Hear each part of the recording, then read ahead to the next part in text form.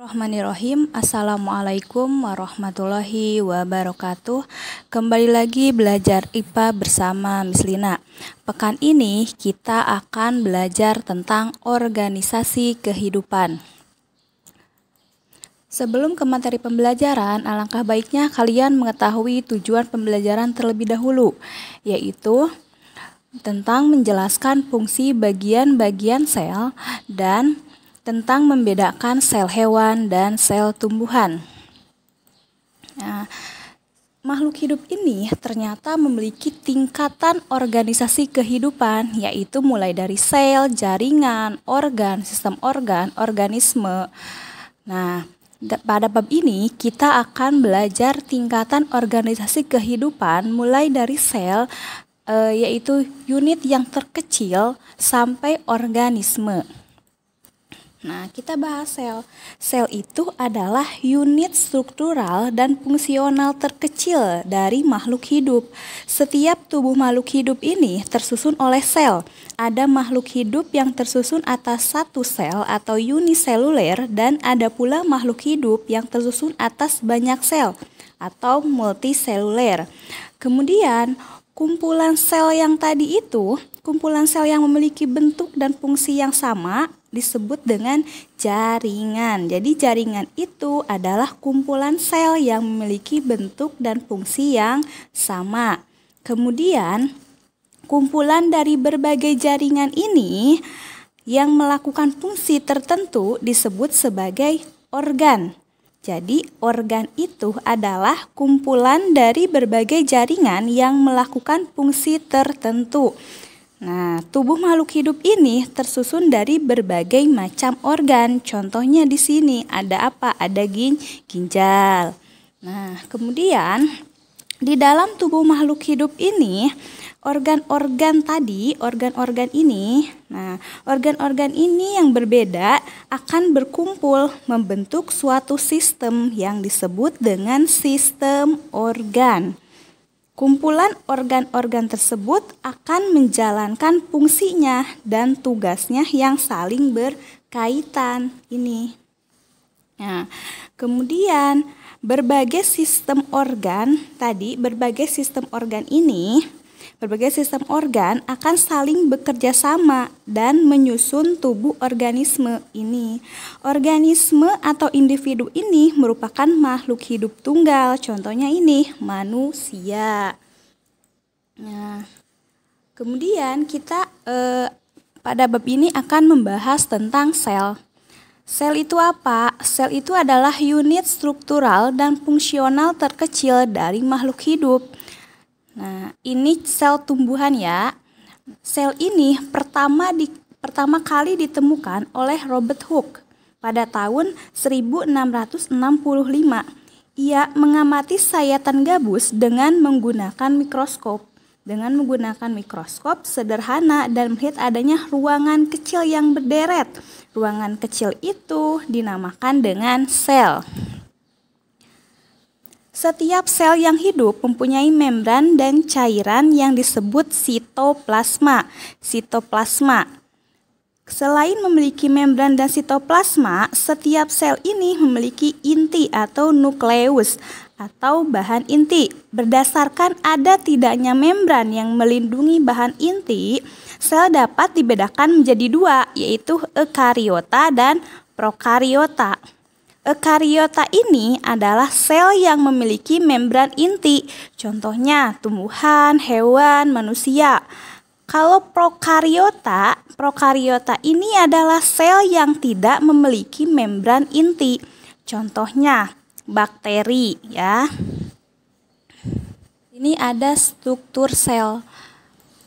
Organisme yang beraneka ragam pada dasarnya memiliki struktur sel yang hampir sama. Secara umum, sel ini tersusun dari membran dan protoplasma. Protoplasma ini terdiri dari sitoplasma dan organel-organel sel. Nah, di sini ada gambar sel hewan dan di sini ada gambar sel tumbuhan. Tentunya antara sel hewan dan sel tumbuhan ini memiliki persamaan dan perbedaannya. Mari kita bahas di slide berikutnya. Nah, fungsi di struktur sel. Yang pertama ada membran sel. Nah, ini gambar dari membran sel. Membran sel ini yang di luar. Nah, membran sel ya. Fungsinya apa? Fungsinya itu sebagai pelindung dan pengatur lalu lintas zat yang keluar masuk sel. Kemudian ada sitoplasma. Sitoplasma itu ini cairannya sehingga organel-organel sel dapat mengapung. Ya, di sini ada cairan yang dinamakan dengan sitoplasma. Apa fungsinya dari sitoplasma? Yaitu tempat berlangsungnya reaksi metabolisme sel karena organel sel terdapat di sitoplasma. Ya, organel-organel sel ini terdapat di sitoplasma. Nah, kemudian organel sel yang paling utama yaitu inti sel atau nukleus. Nah, fungsi dari inti sel ini yaitu sebagai pusat aktivitas sel, memiliki materi genetik DNA dan protein, kemudian tempat reproduksi sel. Nah, selanjutnya fungsi organel sel lainnya yaitu di sini ada badan Golgi. Ini yang dinamakan dengan badan Golgi. Fungsinya itu yaitu sekresi karbohidrat dan lemak, kemudian membawa protein di sel. Terus ada mitokondria. Mitokondria ini yang dimakan dengan mitokondria. Ini di sini ada ya mitokondria. Nah, fungsi dari mitokondria ini adalah respirasi sel dan metabolisme sel, kemudian sebagai pusat energi sel. Kemudian ada ribosom. Nah, ini adalah ribosom. Ribosom ini bisa menempel di retikulum endoplasma atau bisa di sitoplasmanya. Fungsi dari ribosom ini adalah sintesis protein sel.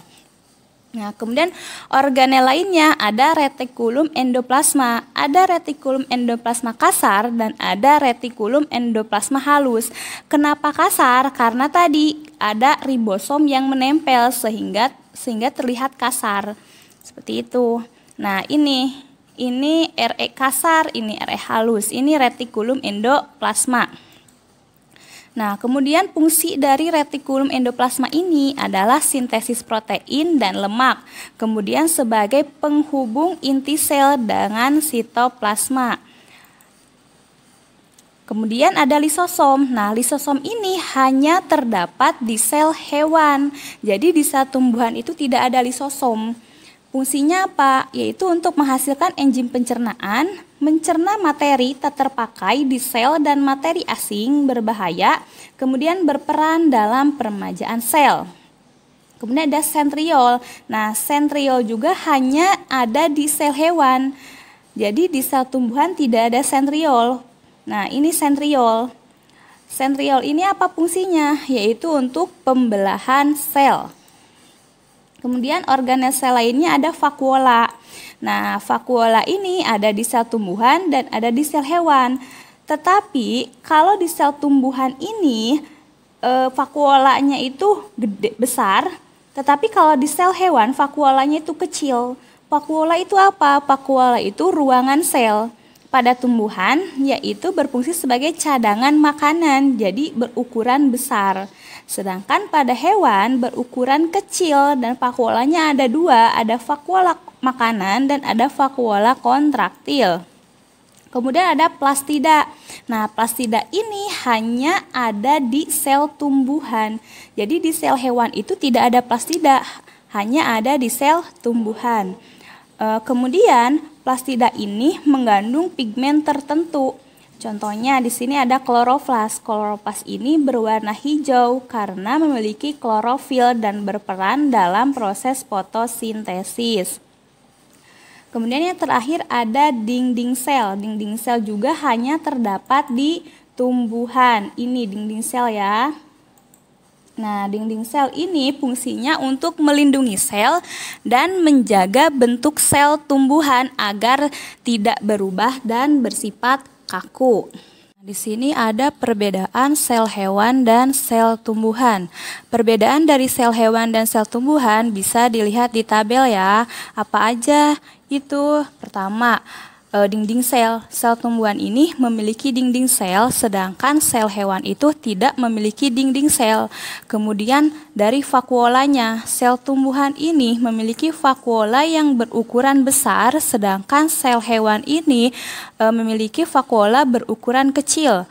Kemudian dari plastida, sel tumbuhan ini memiliki plastida, yaitu berupa kloroflas, kromoplas, dan leukoplas, sedangkan sel hewan tidak memiliki plastida.